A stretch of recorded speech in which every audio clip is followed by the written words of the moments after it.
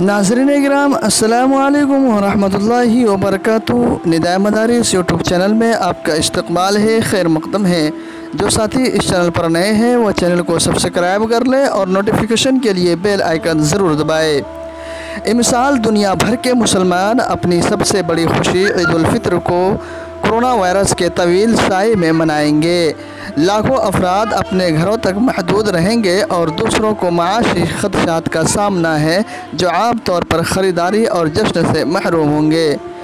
30 रोज़ा के बाद दुनिया भर के मुसलमान ईद उल फित्र की नमाज अदा करके रब्बुल आलमीन का शुक्र अदा करते हैं, लेकिन इमिसाल ईद उल फित्र कोरोना वायरस की वजह से फीकी पड़ चुकी है।